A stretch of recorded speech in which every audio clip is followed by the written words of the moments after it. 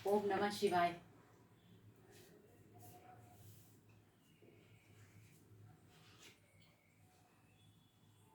बारे में परिचय महत्व। रवि प्रदोष आयु की वृद्धि व आरोग्य के लिए, सोम प्रदोष अभिष्ट सिद्धि हेतु, भौम प्रदोष रोगों से मुक्ति व स्वास्थ्य के लिए, बुध प्रदोष सर्व कामना सिद्धि हेतु, गुरु प्रदोष शत्रु के विनाश हेतु, शुक्र प्रदोष सौभाग्य और स्त्री का समृद्धि हेतु, शनि प्रदोष पुत्र प्राप्ति हेतु।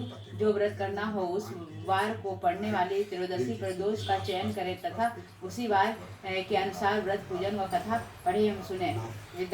उद्यापन विधान। उद्यापन करने के एक दिन पहले गणेश जी का पूजन करें। घर में या किसी मंदिर में नाच गान बजाना आदि करते हुए रात्रि में जागरण करें। दूसरे दिन प्रातःकालीन क्रियाओं से निवृत्त हो स्नान करके मंडप बनावे एवं उसमें शिव जी की प्रतिमा पार्वती जी का सहित स्थापित कर तथा उनको षोडशोपचार पूजन करें। इसके बाद ओम उमा सहिताय शिवाय नमः, ओम उमा सहिताय शिवाय नमः इस मंत्र के 108 बार आहुतियों देकर खीर से हवन करें। हवन की समाप्ति पर किसी आचार्य को वस्त्र आभूषण गोदान आदि दे तथा ब्राह्मणों का भोजन के बाद दक्षिणा देकर आप भी बंधु बांधवों सहित शिव जी का स्मरण करते हुए भोजन करें। इस प्रकार व्रती पुत्र पौत्रादि प्राप्त करता है तथा इस लोक में अनेक प्रकार के सुखों को भोग कर अंत में भगवान शिव के लोक को जाता है। ऐसा स्कंद पुराण में वर्णित है। पूजन सामग्री शिव पार्वती की मूर्ति या चित्र, माल्याकार चंदन, रोड़ी, अक्षत, गंगाजल, बेलपत्र, धूप, दीप, पुष्प, माला, श्वेत वस्त्र, तांबूल, पान, सुपारी, दूध, घी, दही, मधु, शर्करा, मेवा, ऋतु फल, मीठा स्मरण रहे। शिव मंदिर में शंख नहीं बजाना चाहिए। रवि प्रदोष व्रत। बुध प्रदोष व्रत की कथा। बुधवार के दिन विष्णु भगवान का पूजन, अग्नि में हवन तथा ब्राह्मणों को भोजन कराना चाहिए। इसके पश्चात स्वयं भी दही से युक्त अन्न का भोजन करें। बुध प्रदोष व्रत करने से शिव जी एवं विष्णु जी भगवान की कृपा से समस्त सुखों की प्राप्ति होती है। बुध व्रत में निम्न कथा पढ़ने या सुनने से समस्त पापों का नाश हो जाता है। रामू नाम का एक युवक अपनी ससुराल गया और वहां पर कुछ दिन सुखपूर्वक रहा। फिर उसने अपने ससुर से कहा कि हम अपनी पत्नी के साथ अपने घर जाएंगे, अतः आप विदा कर दें। यह सुनकर उसका ससुर बोला कि आज बुध का दिन है, अतः आज जाना उचित नहीं है, कल चले जाना।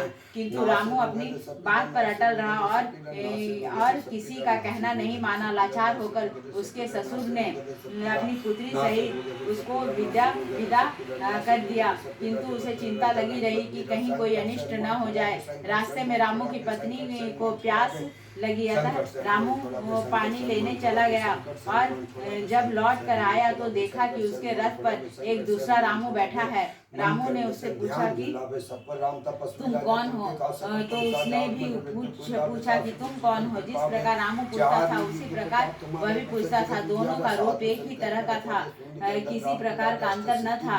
अतः उसकी पत्नी भी अपने वास्तविक पति को पहचानने में असमर्थ थी। कुछ समय बाद वे दोनों आपस में लड़ने लगे। उधर से राजा के सिपाही जा रहे थे। वे दोनों रामू को पकड़कर ले गए और दूसरा रामू राजा के दरबार में अदृश्य हो गया। तब वह बहुत ही विलाप करता हुआ बोला कि यह बुध देवता के कोप का फल है। थोड़ी देर में आकाशवाणी हुई कि रामू ने किसी का कहना न मानकर बुध को यात्रा की है, अतः इसे यह दुख प्राप्त हुआ है। यदि यह अपनी ससुराल पत्नी सहित वापस लौट जाए और बुध देवता की पूजा करके यात्रा करे तो किसी प्रकार का अनिष्ट न होगा। रामू ने जब आकाशवाणी सुनी तो अपनी पत्नी सहित ससुराल जाकर वहां पर बुध देव का पूजा की और फिर यात्रा की तो सकुशल अपने घर आ गया। रामू और उसकी पत्नी बुध के व्रत को करके इस लोक में अनेक प्रकार के सुखों को भोग कर धन पुत्रों आदि से युक्त हुए। अतः बुध के दिन यात्रा वर्जित है, किंतु बुध देवता को पूजा करने के बाद यात्रा करने से कोई दोष नहीं होता और अनिष्ट का भय नहीं रहता। जिस प्रकार रामू ने धन धान्य पुत्रादि का प्राप्त करके अनेक सुखों को भोगा और अंत में मुक्ति पाई, उसी प्रकार बुध व्रत करने वाले को धन धान्य पुत्र पौत्र की प्राप्ति होती है और सब कष्ट दूर हो जाते हैं, संपूर्ण मनोरथ पूर्ण होती है।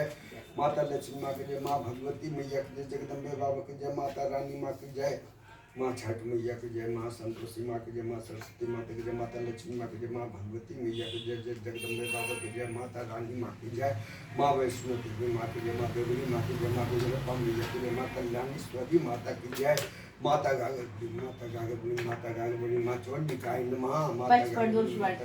सूजी के मुख से इतनी कथा श्रवण कर ऋषियों के मध्य में बैठे महर्षि गर्गाचार्य बोले, हे महामुनि, आपने हमारे ऊपर परम कृपा करके प्रदोष व्रत का विधान बताया है। अब आप विशेष कृपा करके हम लोगों को पच प्रदोष व्रत का विधान बताने का कृपा कीजिए। तब सूजी बोले, हे ऋषियों, अब मैं आपकी इच्छा अनुसार पच प्रदोष व्रत का विधान वर्णन करता हूँ। आप लोग ध्यान पूर्वक श्रवण कीजिए। एक ग्राम में एक अत्यंत निर्धन ब्राह्मणी रहती थी, जिसे नित्य प्रति भरपेट भोजन भी नहीं मिलता था। इससे दुखी होकर वह वन में चली गई। चलते चलते वह सांडिल्य मुनि के आश्रम में जा पहुंची और उन्हें दंडवत कर अपनी दुख भरी गाथा सुना दी, जिसे सुनकर सांडिल्य ऋषि को दया आ गई। वे बोले, मैं तुमको दुखों से छुटकारा पाने का सरल उपाय बताता हूँ। तुम विधि पूर्वक प्रत्येक मास त्रयोदशी को व्रत रहा करो। इससे भगवान शंकर तुम पर प्रसन्न होकर सारे दूर दारिद्र को दूर करे, तुम्हें सुखी बनाएंगे। यह सुनकर त्रयोदशी का प्रदोष व्रत रहा करो। ब्राह्मणी, यह भगवान शंकर तुम पर प्रसन्न होकर सारे दुख दारिद्र को दूर कर तुम्हें सुखी बनाएंगे। यह सुनकर ब्राह्मणी बोली, हे महामुनि, आप दया करके मुझे प्रदोष व्रत का विधान बताने की कृपा करें, मैं इस व्रत को अवश्य करूंगी। सांडिल्य मुनि बोले, जिस दिन त्रयोदशी हुए उस दिन प्रभात बेला में सैया त्याग, शौच आदि क्रियाओं से निवृत्त हो, स्नान कर एक लोटे में स्वच्छ जल लेकर पद्मासन लगाकर ओम गंगा विष्ठाय नमः, ओम भगवते वासुदेवाय नमः, ओम गोविंदाय नमः, इन तीनों से आचमन करें। फिर हाथ स्वच्छ कर पुनः हाथ में जल लें। ओम अपवित्रो पवित्रो सर्वावस्थां गतो वया। यह स्मरण पुंडरीक कांचा व बाह्यमभ्यंतर शुचि। इस मंत्र से अपने देह पर जल का छीटा दें। हाथ में जल लेकर संकल्प करें, हे महादेव, मैं आपकी शरणागत हूँ। हे गौरापते, मेरे सकल दुख दारिद्र का नाश कीजिए। हे आशुतोष, मुझे अभय दान दीजिए और मेरी पूजा प्रार्थना स्वीकार कीजिए। कहकर जल को धरती पर छोड़ दें। तत्पश्चात शांत चित्त से भगवान भोले शंकर का पूजन आरंभ करें।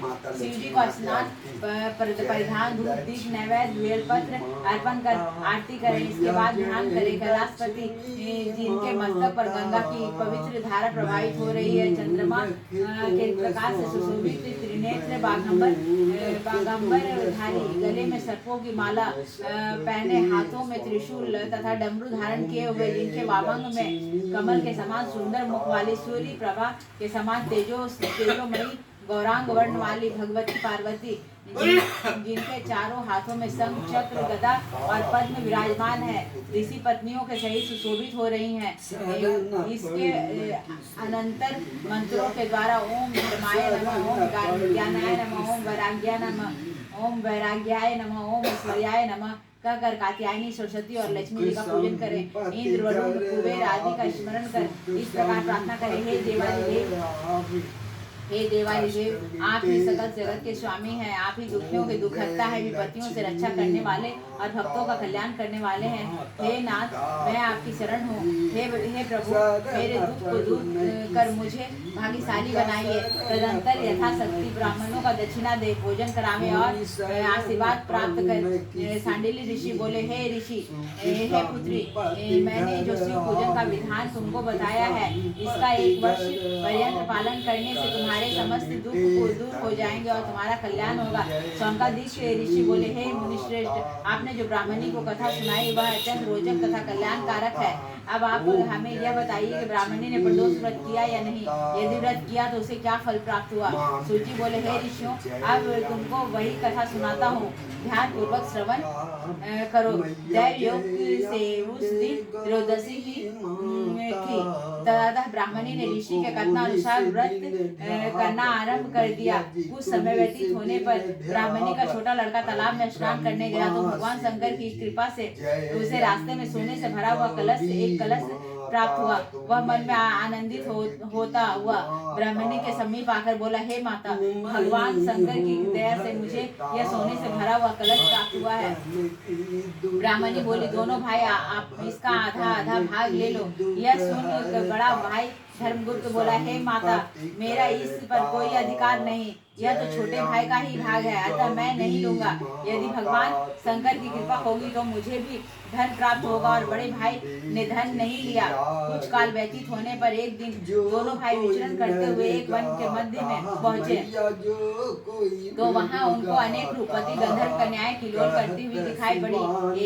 यह देख सूचीव्रत नामक छोटा भाई बोला, मैं स्त्रियों में नहीं जाऊंगा, और वह वहीं रुक गया।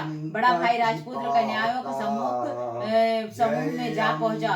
उसके सुंदर स्वरूप को देखकर उनमें से एक गंधर्व कन्या उस पर मोहित हो टकटकी लगा उसे निरखने लगी। अन्य गंधर्व कन्याएं राजपुत्र को देखकर उससे कुछ दूर चली गई, और राजपूत तथा वह गंधर्व कन्या वहां रह गई। तब वह उसके समीप गया। गंधर्व कन्या ने उससे प्रश्न किया, आप कौन हैं और इस वन में आपका कैसे आना हुआ? तब राजपुत्र बोले, मैं विदर्भ देश का राजकुमार धर्मगुप्त हूँ। मेरे पिता का स्वर्गवास हो गया और शत्रुओं ने हमारा राज्य छीन लिया है, अतः मैं विवश होकर अपनी रक्षा हेतु इस वन में आया हूँ। अब आप भी अपना परिचय देने की कृपा करें। तब वह गंधर्व कन्या बोली, मैं विद्रवक नामक गंधर्व की पुत्री हूँ और मेरा नाम अंशुमति है। मैंने अपनी सूक्ष्म बुद्धि द्वारा आपके मन का भावना जान ली है। आप मुझ पर अनुरक्त हैं। मेरा मन भी आपको देखकर चंचल हो रहा है। कदाचित ईश्वर ने हम दोनों का निर्माण एक दूसरे के लिए ही किया है। इतना कहकर गंधर्व पुत्र ने राजपुत्र के गले में अपनी मणिमाला पहना दी। तब राजपुत्र बोला, हे सुमुखी, मैंने तुम्हारा यह प्रेमोपहार स्वीकार कर लिया, किंतु मैं अत्यंत निर्धन हूँ। मेरा तुम्हारा विवाह कैसे हो सकेगा? तब अंशुमति बोली, हे राजपुत्र, आप चिंता न करें। मेरे माता पिता आपको देखकर बड़े प्रसन्न होंगे और विवाह की स्वीकृति दे देंगे। परसों रात प्रातः काल आप यहाँ पर अवश्य आना। इतना सुन राजपुत्र गंधर्व कन्या से विदा मांग अपने घर आया और सारा हाल अपनी माता को सुनाया, और सब लोग शिव पूजन करके सो गए। सूत जी महाराज बोले, हे ऋषियों, तीसरे दिवस राजपुत्र अपने भाई सूचीव्रत को साथ लेकर उसी वन में गया। उधर वह गंधर्व कन्या अंशुमति भी अपने पिता विद्रवक को अपने साथ लेकर आई। गंधर्व राज ने जब राजपुत्र को देखा तो अत्यंत प्रसन्न होकर बोला, हे राजपुत्र, कल मैं कैलाश पर्वत पर शिव जी के पास गया था। भगवान शंकर ने इस कन्या के योग्य वर की प्रार्थना की थी, तो उन्होंने कहा कि धर्मगुप्त नामक मेरा एक भक्त पृथ्वी पर निवास करता है। उसका राज्य उसके शत्रुओं ने छीन लिया है। वही इस कन्या के योग्य श्रेष्ठ वर है। तुम उसी के साथ अपनी कन्या का विवाह कर दो और उसकी सहायता करके उसका राज्य उसे वापस दिलाकर राजा बना दो। हे राजपुत्र, शिव जी की आज्ञा अनुसार मैं अपनी कन्या का विवाह आपके साथ करने के लिए प्रस्तुत हूँ। गंधर्व राज की बात सुनकर राजपुत्र ने भी अपनी स्वीकृति दे दी। तब गंधर्व राज ने अपनी कन्या का विवाह राजपुत्र के साथ कर दिया।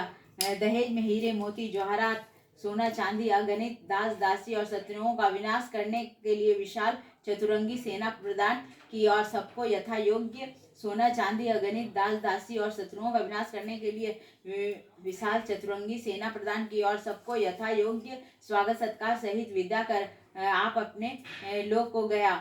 इधर राजपुत्र ने अपनी समस्त सेना ले विदर्भ राज्य पर चढ़ाई कर दी। युद्ध में उसका वध कर दिया एवं अपने शत्रुओं का विनाश किया, और पुनः विदर्भ का राजा बनकर आनंद पूर्वक राज करने लगा। धर्मगुप्त के विदर्भ देश के राजा बन जाने पर उसका छोटा भाई सूचीव्रत और उसकी माता अति आनंद पूर्वक भगवान शंकर का गुणानुवाद करते हुए जीवन व्यतीत करने लगे। इस प्रकार जो भी पुरुष या स्त्री प्रदोष व्रत का श्रद्धा पूर्वक भक्ति सही शिव जी का पूजन करेगा, उसके दुख दारिद्र नष्ट होकर उससे सभी मनोरथ पूर्ण होंगे। शिव जी बोले, हे ऋषियों, समस्त व्रतों में यह सबसे श्रेष्ठ है और प्राणी मात्र की समस्त मनोकामनाओं को पूर्ण करने वाली है। इसको विधि विधान से करने पर जन्म जन्मांतर के समस्त पाप नष्ट हो जाते हैं और प्राणी पृथ्वी में समस्त सुखों को उपभोग कर अंत काल में शिव लोक प्राप्त करता है। ओम हर हर महादेव, ओम हर हर महादेव, ओम हर हर महादेव।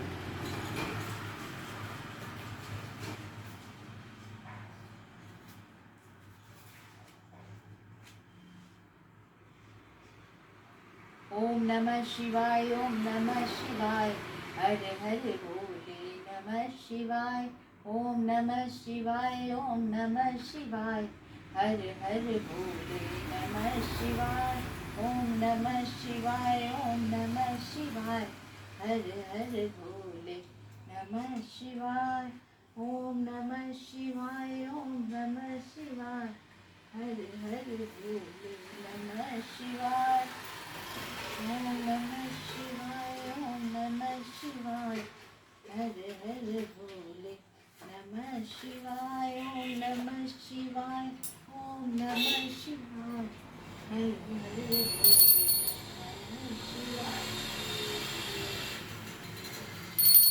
शीश गंगर धंग पार्वती विराजत कैलासी, नंद बिंदी नृत्य करत है गुण भक्तन शिव की गासी।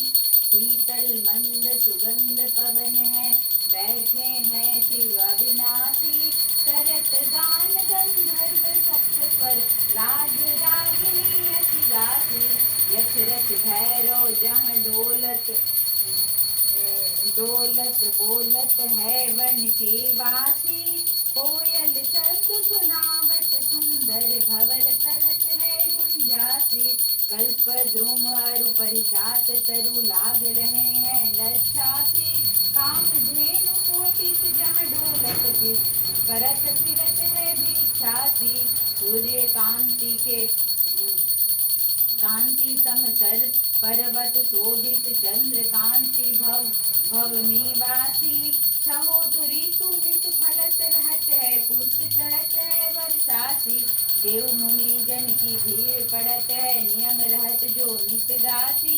ब्रह्मा विष्णु जी कोई ध्यान करत है कुछ जीव हमको परमासी। रिद्धि सिद्धि के दाता शंकर सदा आनंदित सुख राशि, जिसके सुमिरन सेवा करते छुटी जाए यम की स्वासी। त्रिशूल धर्जी की ध्यान निरंतर मन लगाए कर जोगासी। दूर करो विपदा शिव तनु की जन्म जन शिव पद्मपाशी। सेवक जान सदा चरणन को अपना जान दरस दीजो। तुम तो प्रभु जी बड़े सयाने अब गुण मेरा सब ढकियो। सब अपराध क्षमा कर शंकर किंकर की विनती सुनियो। जय शिव भगवान जी की शिव जी की आरती समाप्त। इष्ट देव प्रभु श्री शंकर जी की आरती। जय शिव ओंकारा भज जय शिव ओंकारा, ब्रह्मा विष्णु सदा शिव अर्धांगी धारा। एकानन चतुरानन पंचानन राजे, हंसासन गरुड़ासन विश्वाहन साजे। दो भुज चार चतुर्भुज दस भुज ते सोहे, तीनों रूप निरखते सुंदर त्रिभुवन जन मोहे। श्वेतांबर पीतांबर बाघांबर अंगे, सनकादिक श्वेतादिक भूतादिक संगे। अक्षमाला वनमाला मुंडमाला धारी, त्रिपुरारी मुरारी कलमाला धारी। करके मध्य कमंडल चक्र त्रिशूलधारी, सुखकारी दुखहारी जगपालनकारी। ब्रह्मा विष्णु सदाशिव जानत अविवेका, प्रणवाक्षर में शोभित ये तीनों एका। लक्ष्मी वर सावित्री पार्वती गंगा लक्ष्मी वर सावित्री पार्वती संगा। पार्वती अर्धंगी शिव लहरी गंगा, पर्वत में